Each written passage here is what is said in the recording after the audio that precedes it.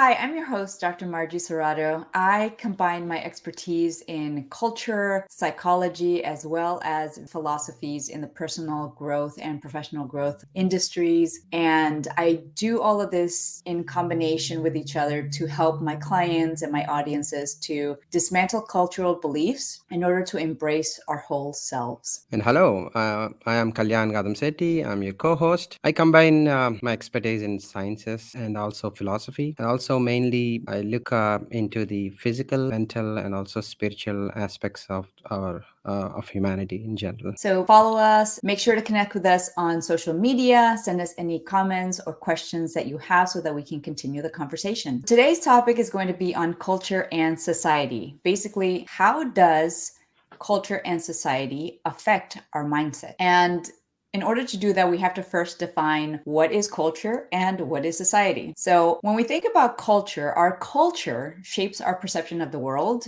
and it shapes our values. It influences our mindset, which in turn affects how we interact with others, how we interact with our environment, how we make decisions, how we think, how we feel, and how we behave. It is also this the conditioning and the things that we learn early on that shapes our goals, shapes our ambitions, shapes our approach to problem solving, shapes our institutions that we operate on every day. Everything from how we understand marriage to how we understand work and what we think is ideal or acceptable in any variety of ways. Our culture also influences attitudes. It influences our beliefs. It influences behaviors. So when we think about culture, it's basically in anthropology classes, I would always say culture is basically how we think, how we act, how we feel. And it's a very basic definition, but it is very important to everything that we do. So, with that in mind, and thinking about culture on the one hand, we also think about society. Kalian, how would you describe that difference between culture and society? Margie, I think you put it very aptly before. For me, culture actually is what starts within the family itself. Like within, it could be a big family or small family, right? And you touched on anthropology, and the aspect for me is when human beings started to adapt a culture. um, we have different groups of people coming together and forming, like, you talk about villages, small towns and cities, right? And this together eventually becomes a city. But what everything, the values, the way a human being responds to each other in terms of expectations, in terms of relationships, everything starts within the family itself. So I always say this: the culture reflects back to oneself within how they were upbringing, and how it evolves through generations. You probably see that. And one example here is, you take an example of Asian cultures, long history of heritage, right? And you almost see that, like, from generations and generations, a like a mom passes her the way a daughter should be brought up, right? And you see that reflected in like 4 or 5 generations, exact footprint. So it's so interesting to watch culture for me in that perspective. And when you see these cultures bring together, and that's where the magic happens, like bring together in one town or one location. Take an example of New York City, right? You have a multi-dimension of cultures, and that's when they call that, hey, we have a bigger city here, like a bigger society here. But it still goes back to, like, what is African American culture doing in that city, right? And it goes back to what is a Hispanic culture doing in that city, what is Indian people doing in that city. So it it is a culture, a multi-dimensional culture, but still enveloped within the bigger society. So pretty much in a summary. Yeah, one thing that I was just thinking of is when we the big differentiator is culture goes with us wherever we go. whereas society is the place that we end up going into, right? So society is static. It stays where it is. It's generally dependent on a geographic, let's say, location, right? Society in the US is going to be different than society in Colombia, than different to society in India. And that has its own dynamic for how it changes over time or doesn't, what things change and what things don't. But culture is something that is internalized.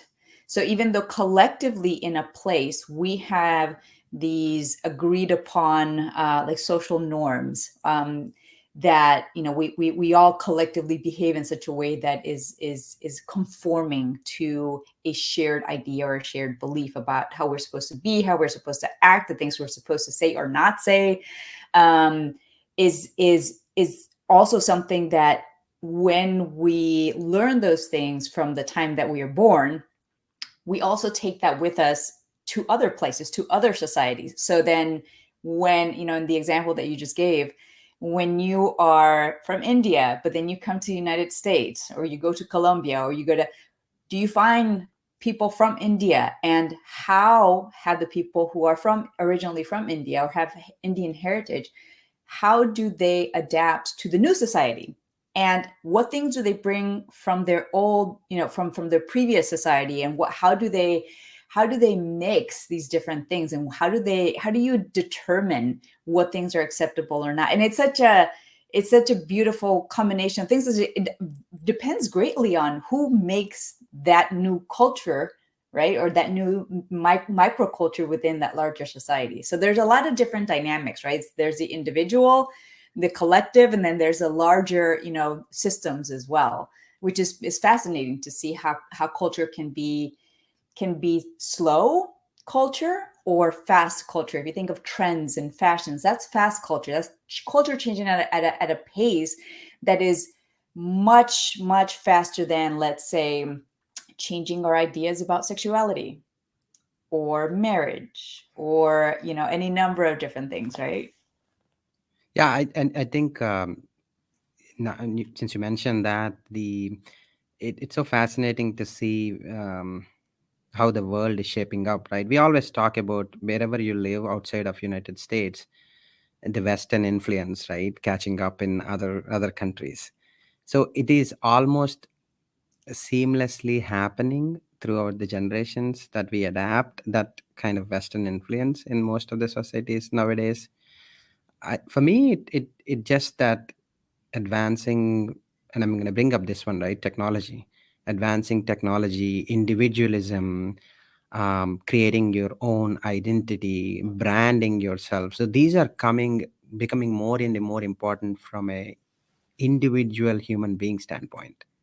Not, I'm not even referring to culture, but individual human being within a certain family is trying to be more expressive. So in that sense, once it becomes like a standard expectation within that society, and this is going to translate across continents somewhere, and that's where you see that pop culture like hip hop and music, or Hollywood, it's going to come because there is more creativity, more imagination, right? And I think that's what transcends into different cultures, even though they are far away, thousands of miles away. So it's so beautiful to watch that culture actually can spread from one continent to another continent. Absolutely. And you're right. Technology, completely has changed the things that the way that culture changed before to a much, much faster, but also more complex way, because suddenly we have in this technological space people from so many different backgrounds and thoughts and beliefs that are trying to also kind of generate new ideas, but still holding on to some of the old ideas. And how do you do that in such a way that, when we think about respecting, other people's beliefs and respecting other people's way of life, but you're holding on to your own way of life being better or being the right way, or however you perceive that, it makes creating new ideas a little bit of a challenge because you have to let go. You have to detach yourself from a little bit from the things that you've staunchly held as true in order to create something that is new and possibly better, right? So there's that process of unlearning your own cultural conditioning. And I think a lot of, when you move from one country to another, and it's not even necessary to move from one country to another. It could be like, for example, in the United States, moving from one city to another. If you're in a bigger country, moving from rural to, to a more, like the big city, for example, something that I know a lot of us can, no matter where in the world we're from, we have these perceptions about people in the big city being a certain way versus people out in the country being a certain way. So even those small, very human things, right? The human ways in which we differentiate ourselves from somebody else, it plays a role in much bigger scale when we're adding so many other people from so many different places. And so there's even small changes going from the country to the big city. There are certain things that, in the big city, people do things a little differently, and you have to negotiate with yourself, like with your own identity, like, what does this mean if I adopt this, or what does this mean if I actually think this is better? Does it mean that I'm turning my back on my family, on my traditions, on my, on my or my heritage? There are a lot of implications for us as individuals when we start examining, what does this mean to me, and what does it mean about me if I choose to change my thinking? I think this is fantastic, right? The point you're trying to make it is identifying your, I guess, identifying your own identity, how it's shaping up with the culture. And let me bring an important topic here, point here on that aspect, because once you are kind of deviating and you know that you're deviating from the culture, and that particular society can see a person as, maybe for a lack of a better word, it's an outcast, or because you're kind of differentiating, you're probably outperforming or maybe underperforming, but it is your own identity kind of telling you, hey, I need to grow up, I need to grow into different dimension, right? And I think that is where one has to probably stand in the truth for how they want to express themselves, and then probably bring forward several other people into that dimension, and that they can be the breakthrough for that culture, right? um, so a fantastic point on that. Another point that it makes me think too is, when because you and I talk about, and it's not just us, but in this case, like, we brought up like being your authentic self and making choices for you, right? Going back to like, who am I as an individual? Who am I as a person? Who is my being, right? And how do I disentangle that from who I learned to be, who I learned I was supposed to be? How do you talk to people about that? How do you bring up this, if somebody says, well, who am I? How do I even figure that out? What is the path that you give them to do? I think it is something that human beings, every human being has to find that deeper exploration within themselves. It's a continuous process of finding their true nature. This is what I call, when people ask me that question, who am I, that identity is a pretty, I call it as something you're looking at a single point of a needle, because it could change depending on environmental factors. Maybe a situation like COVID or something hits a family of four people, which we have seen that devastating, but it could change how the culture of that particular family, and then eventually the society is shaping up, right? So, short answer to that from me is exploring for yourself and being open to that transformation within yourself, adapting to that new ways of how your inner nature is telling you. I think that's what is gonna shape the humanity going forward. Not being caught up with the some old ways of thinking, traditional ways of thinking. We always get into that thing, right? Like, oh, this is me, this is me, this is my identity. But then, yes, it is you for now, but in 5 years you're gonna have a baby, or you're gonna be a mom or a dad. You're gonna change. We know that they're gonna change. So in that sense, so identity is never, for me, it's always a continuous process of a change. And our finding our own inner nature is is is far more important than how a culture or a society is shaping up. So it's more observation and then finding yourself to merge into that society. I love that. I will add that when people ask me that, like, well, where do I even start figuring out who I am? If who I am now is so entrenched in the cultural ideology and conditioning that I grew up with, that we all do, like, how do you start taking apart the part, the different pieces to figure out who you actually are at your core? And I know you and I have talked about having, awakenings, and just, to me, it's such a beautiful word, because it's like waking up to yourself. And that can happen in different ways. I feel like COVID, actually, now that you mention it, COVID was one of those massive disruptions to our day-to-day mundane routine autopilot life, that was it was a big enough disruption for a lot of people to stop and think, is this what I want to do with my life?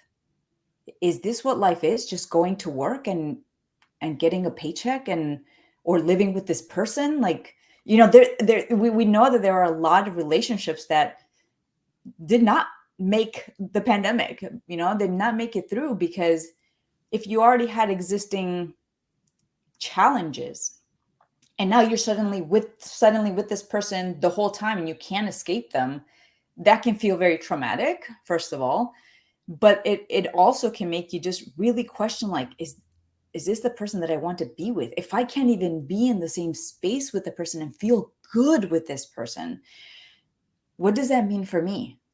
And it is especially challenging if you were married, because then it means, well, what does that mean for me as a married person? Or what does it mean about my identity if I have determined that this is not good for me, and that I would be better off on my own? And then you add kids to the mix, so that it can be more and more complex. And in that situation, the awakening came from a place of in complete disruption that is outside of any of our control. But there are other ways in which that can happen.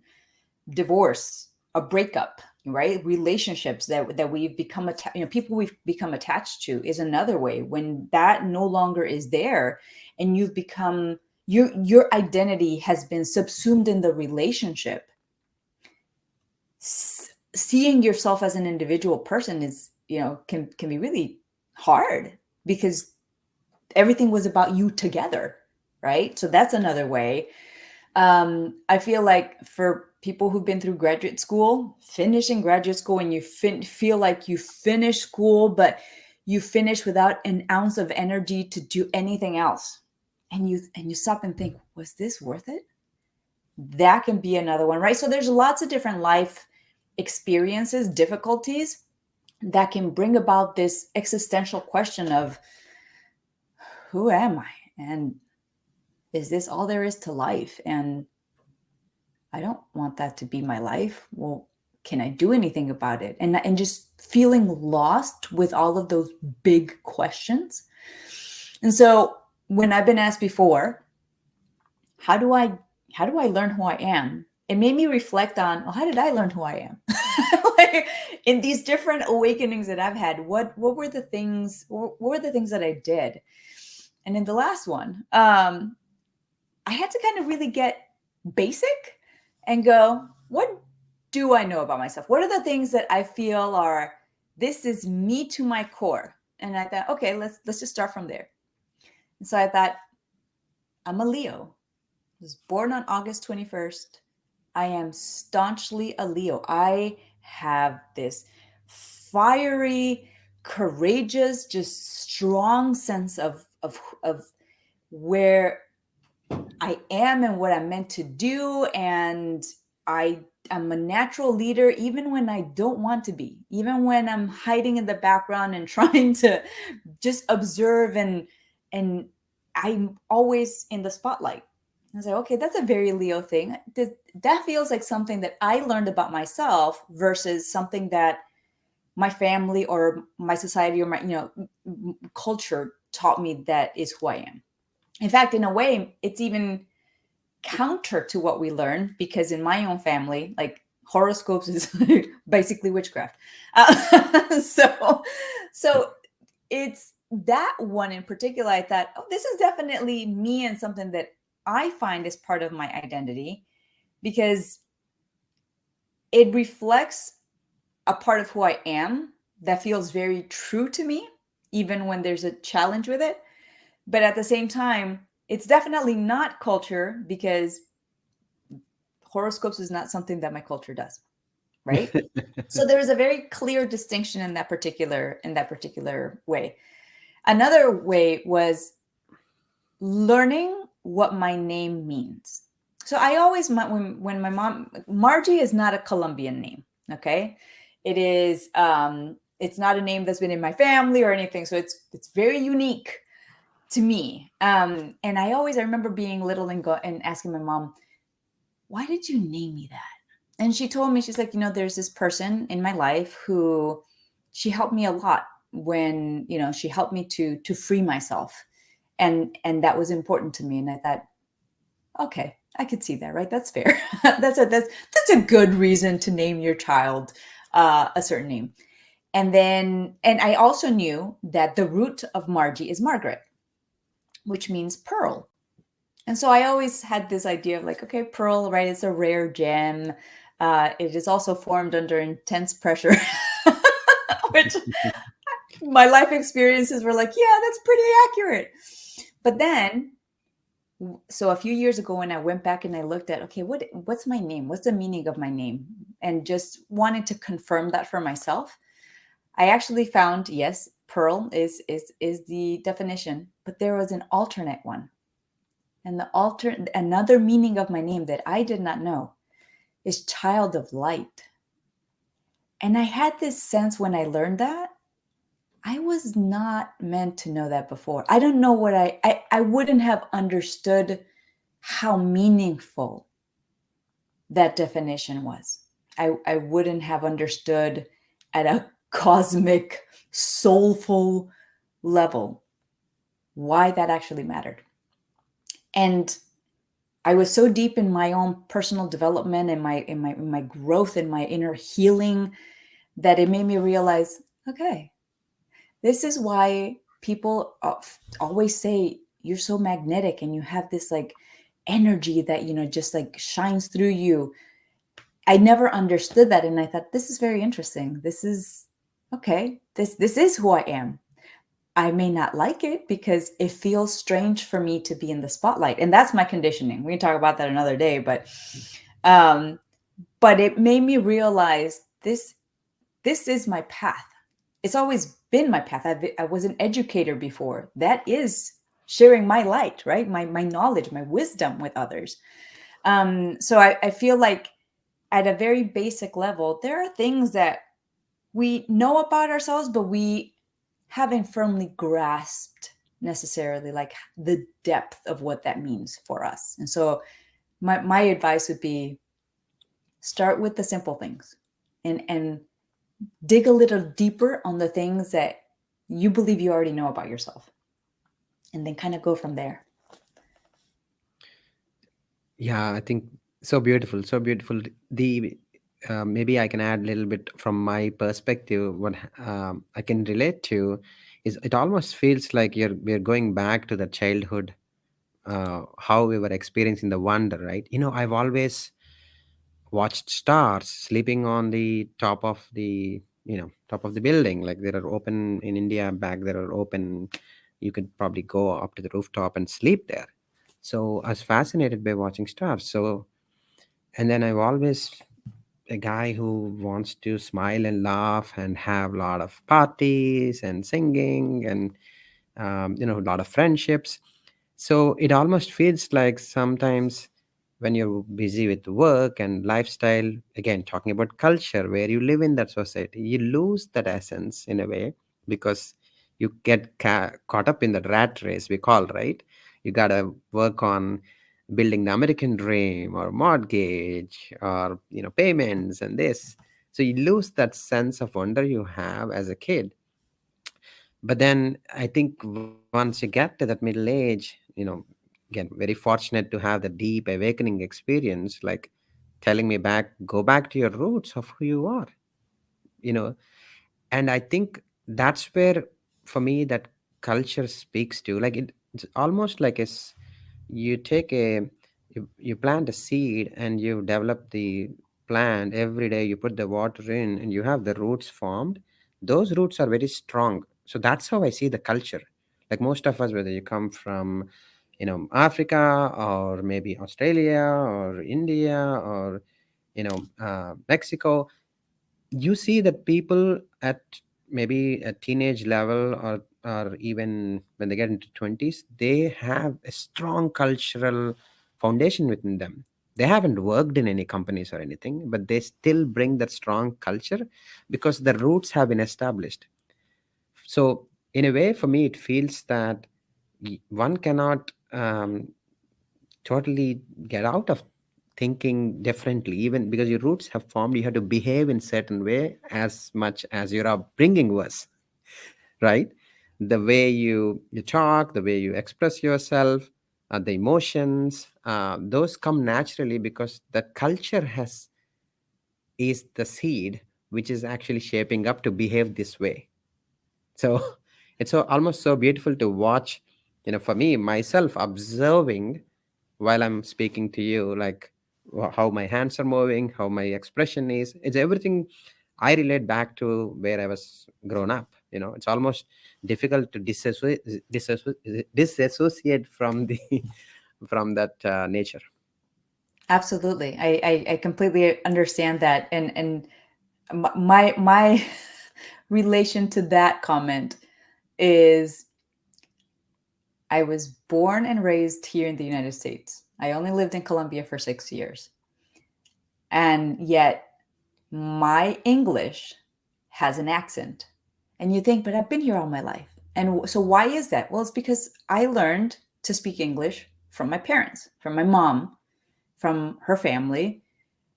We have an accent, right? They have an accent because they were, the first ones to come here to the United States. And I learned that accent from her. And it's unconscious. It's very, it's just how we learned. And even though I don't hear it in myself when I speak, and people will ask, like, where are you from? Which is like a source of annoyance because I'm like, I don't hear it. I don't know what you hear. When I record myself, that's when I hear it and I go, oh my gosh, that really is heavy. And or heavier than I certainly expect. But it's because that's part of my own seed, right? That's part of my roots, my culture, this is that first generation way in which the language, the English language, was transferred to me, right? And so it's like you can't do anything about it. And there's no need for you to do anything about it, is the other thing. And I know that's a source of great frustration for a lot of first generation Americans or like immigrants, is because our language, the way that we speak, betrays us as an outsider, right? As somebody who wasn't, born and raised here, for example. And that can have a lot of implications as far as like our sense of belonging if somebody identifies us as not being from here, right? So uh part of, all of that to say, like, one of the things that I always tell everybody, and when I was teaching anthropology, I urged my students. I said, travel, go to a different place from yours. You don't have to go to another country. You can go to another state. You can go to another city. Go and observe how people behave. Go and observe what people do. Go and observe how people talk. And through that, you can build a practice of looking at different ways of being, right? That are very much rooted in culture, right? But then also get to have a point of comparison for saying, this is different than my culture, not to judge it, but simply to discern what are the differences and how do I feel about it? What is the reaction that I'm getting from this? And what have I learned to believe about my way being the right way? You know, it, to me, part of what I love about that is it allows us to start building awareness about our own biases at the same time that we get to start building empathy and awareness and understanding for others, right? Yeah. Yeah. And maybe a little bit of different direction, if I can take this topic. I was reading through some of the articles, and I'm fascinated by some of the Japanese culture. Right, they have an island called Okinawa, I think, where they have centenarians like above 100. So I was thinking, like, okay, the culture is that you would have to plant your own crops, make your own food, and then at the night you are all together, the community is together, you're dancing in the fire, and you're enjoying, you're helping each other. In the morning you're just harvesting crop and cooking and eating, and therefore you're the place where they were living, they have the highest centenarians, which is above 100 years old, right? So longevity, right? So it tells us culture is so critical, like how a human life, the longevity, the vitality, the happiness you create, it's all foundation from the culture itself. And now there are several research and studies going to that site and trying to explore and understand how it works. Imagine the world we're living in, so fast paced with internet, and we have chat GPT now giving us all the answers and documents ready in hand. Um, and yet we are talking about like what is important to a human being, right? And it starts with adopting that mindset, being open to other cultures, right? Far away in Japan and Asian, but still understanding from what is happening there. Can I bring something, a drop of their understanding to my life and increase my vitality, my longevity on this planet? So it's just that dimension, shifting that perspective and not being open to other cultures as well, and whatever works for you, right? Right.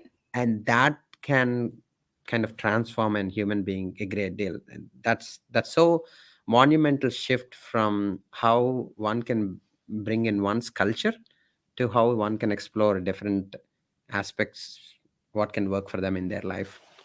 What is your thoughts about that perspective, like understanding different cultures and then adopting into your culture? So, but this is where I love it, because this is where we go from culture, right? From the things that we learned, the ideologies that were instilled in us that are completely, I would say the word that wants to come up is completely unconscious.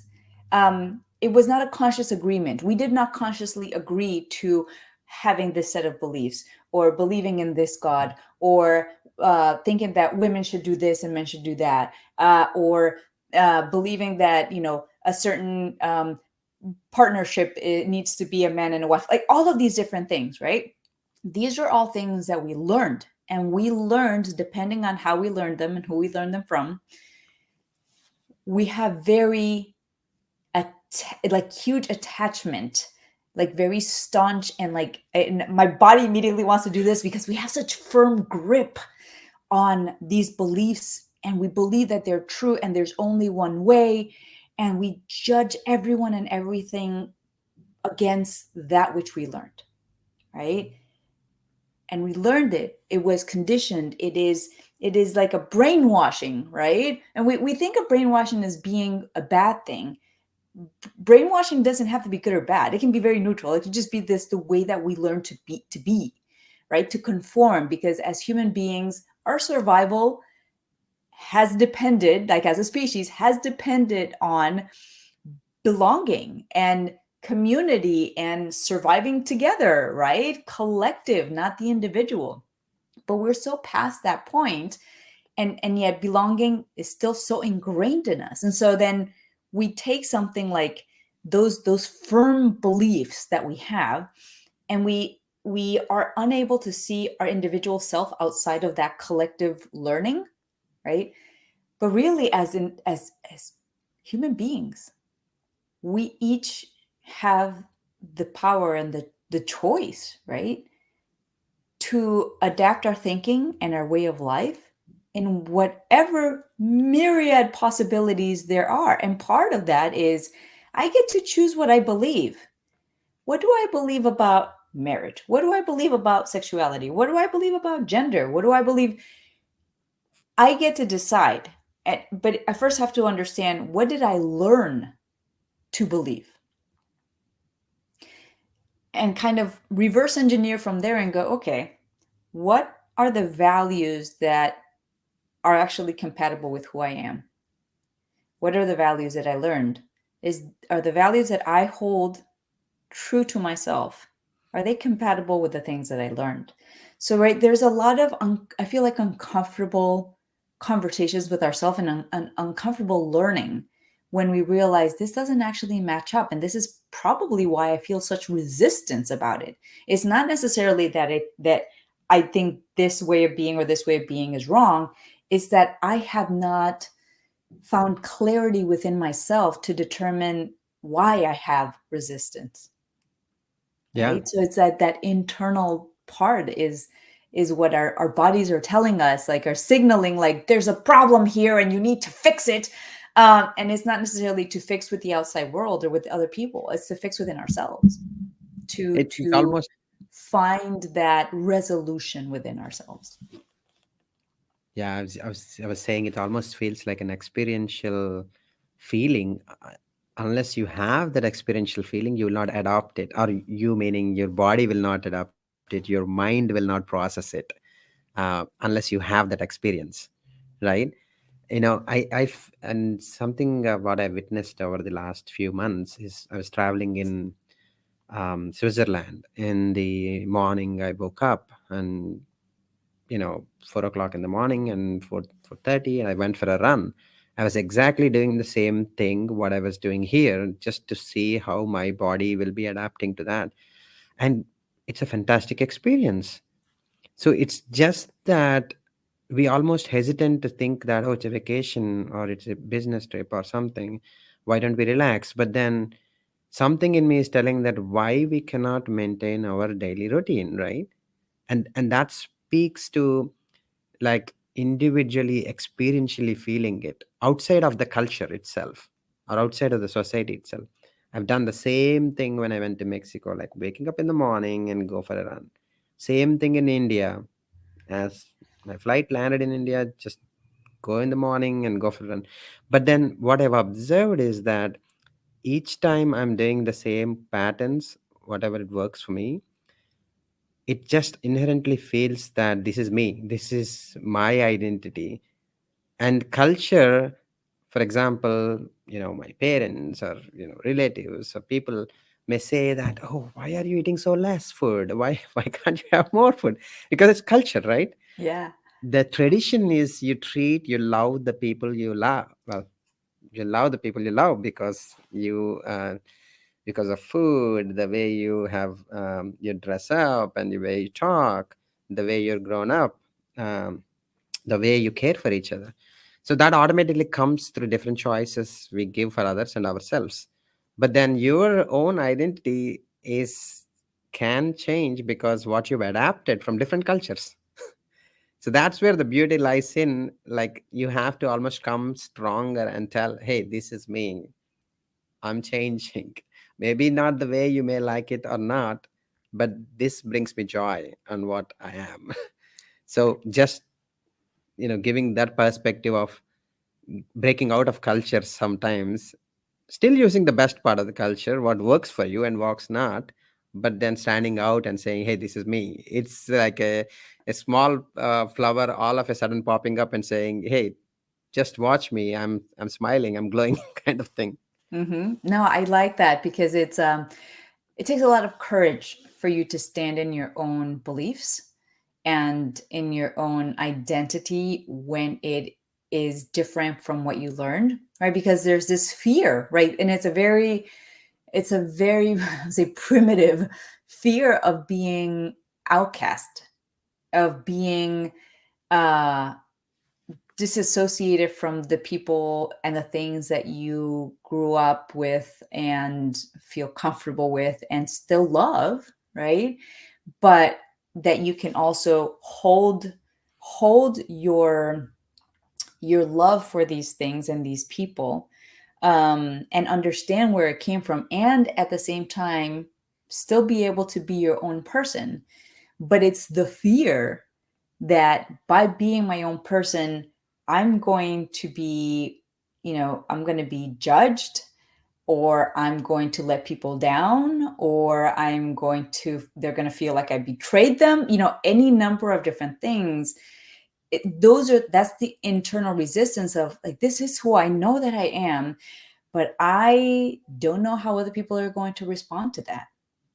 And that's where we hold ourselves back because we're so conditioned to care what other people think and what other people make of us, especially parents.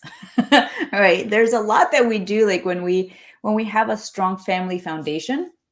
Those of us who've had the privilege to have that kind of family dynamic, the idea of deviating from the things that we learned, and the idea of potentially, letting our parents down, or not meeting their expectations that they had for us, that can be something that feels very intense, for us. And at the same time, if you don't come clear and find that resolution with them, then you're you're always going to be betraying yourself, and that matters in the long run a lot, right? It does absolutely, and I think you touched on before the relationship aspect, right?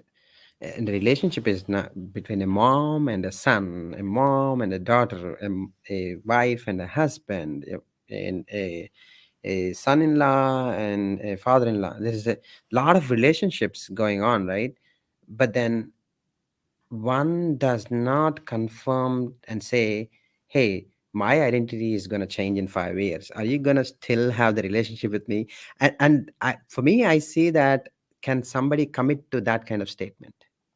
I'm going to change in 5 more years, depending on how environment changes. Are you going to still okay with my new rituals, new patterns of behaviors I'm expressing through the day?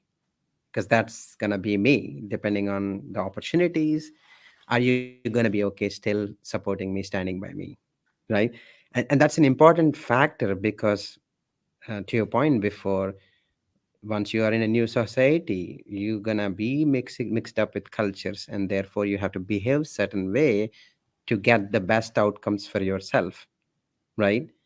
Which brings you joy or happiness. In that sense, the identity shift can happen, and maybe the relationships may not work in that sense. Yes, You absolutely. almost think that I have changed, but this person did not understand me. But then, well, have you had a contractual agreement saying that I'm going to change, but you're still going to be okay?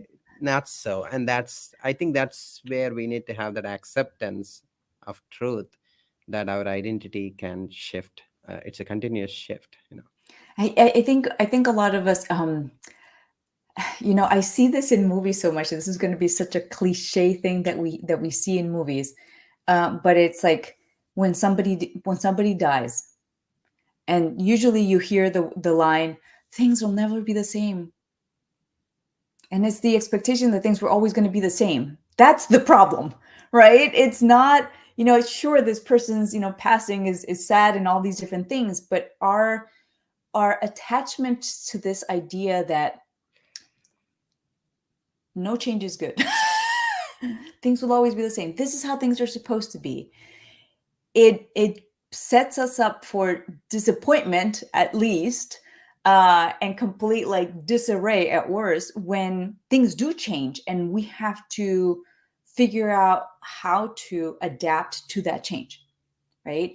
So again, like back to the pandemic, that was a huge change for most of us, for in a lot of different ways. Health behavior, um, relationship, dynamic, employment dynamic, right? Working from home versus what does that mean? All of these different things, and we when we look at things like in organizations like change management, why is it hard? It's because people are not committed to change as being a constant in their life. And it's the one thing that is constant. Change is the constant throughout human evolution, right? It's no different now than it was, 300,000 years ago. It is our desire for things to stay the same and this kind of nostalgia, I feel like, versus being open to change is a good thing. If we're moving, if we're changing, we're evolving, we're expanding in a positive direction. That is what we should be seeking. But we often, it's not the future that we want is always possible if we're willing to accept that there are things that need to change as a result, that things will change as a result. But you can't have both at the same time. They're incompatible, right? And I feel like that's one of those things. How do you help people to embrace change? I think that's a beautiful question, right? For me, it's also a question internally I have to ask myself all the time, like embracing change. Um, the our mindset has to constantly think the environmental conditions and the behaviors we're trying to express, right?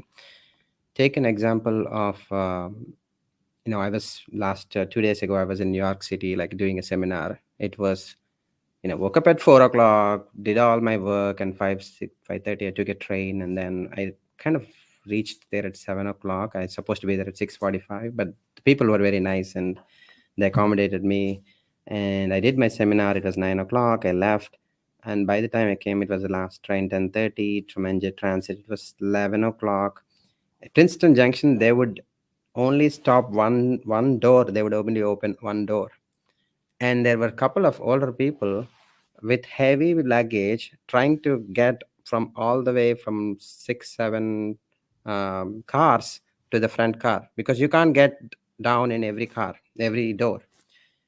And they were trying to help her, and I'm like so tired, and I thought, let me help them, because it's okay if I miss the train, because it's 11:30. I still have to make it to work in the morning and all that.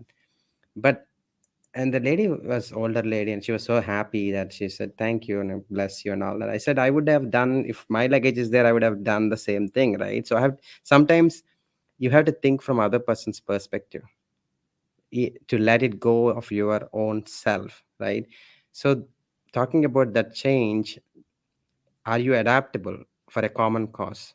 Let's say my work, I'm working for the patients at the end, right? I'm adaptable. I'm, even if I switch organizations, even if I switch in a different role, lateral move, promotion, whatever it is, we are still working for a common cause together. So taking that change, taking that leap of faith is okay. Being uncomfortable promotes growth, and having that mindset is absolutely give you more experiences in your life, right? So for me, life is about experiencing something, like, because at the end of 80 90, hopefully I live that long, that, and then what do I write in my storybook is that experiences, right? Okay, I helped an old lady in the train. I know my person who picks up trash in my company, whose name is Victor, and I speak to him in Spanish, "Cómo estás?" and the few words I know. But those behaviors are important as we try to change ourselves and see the change within others. And maybe I should quote this, like, be the change you want to see in the world. That's what Mahatma Gandhi said, right? So it all starts with me before I try to influence the change on somebody else. Absolutely. I love that. That's a very that's one quote that I always have in my mind. And when I learned it the first time, I thought this makes total sense. It's We cannot expect other people to be the ones to change things, to fix things, to come and apologize to us, whatever the situation may be. Like, we have to resolve that within ourselves. There's this wonderful book that I absolutely love, and I feel like it's my it's my personal growth Bible. It's called The Four Agreements. And one of those, so there's four different agreements, and the author talks about how we unconsciously like commit to these ways of being in a way that it causes us a lot of grief. And so but one of these agreements is always do your best. That is going to change from day to day, but can you really reflect at the end of the day, did I do my best today? And if I didn't, maybe I yelled at my kid, maybe I, cut somebody off in traffic, maybe, whatever the case may be. If you can reflect on that and go, ugh, that was not my best, I'm going to practice some self-compassion and realize, you know what, I was stressed and it was still not okay to do it. But at that moment, that's what I did. How can I be better tomorrow? What can I do to improve on this? Especially if it's a repetitive pattern, right? Because when and it's uncomfortable, is we have to face ourselves, right, in the mirror and go, was that really my best? Okay, I can't really excuse that. Okay, well, what do I need to do? And not with self-judgment, because self-judgment is never a good a self-judgment can move you into action, but not in a positive way, right? Self-compassion and just recognizing I am a human, and as a human being, I am imperfect, and also I can do better, right? It can still move you to change, but with a more expansive, positive state of mind that matters not just for who we are becoming, but also for how we are collectively becoming, right? And I feel like that's an important part of kind of where we are in human society right now. No, I think that's great, because I keep telling myself vulnerability is the new strength, right? Being vulnerable is totally okay. Why not? I mean, we face that situation within our family, and we sometimes cry, maybe tears of joy, say sorry to each other. Why can't we be like that to the world also? And I think the world will uplift you if you are saying, I don't know how to do this, can you help me out? And that's why that maybe I was fortunate enough to see that letting it go, and then finding the change within, finding that mindset within myself, the inner nature.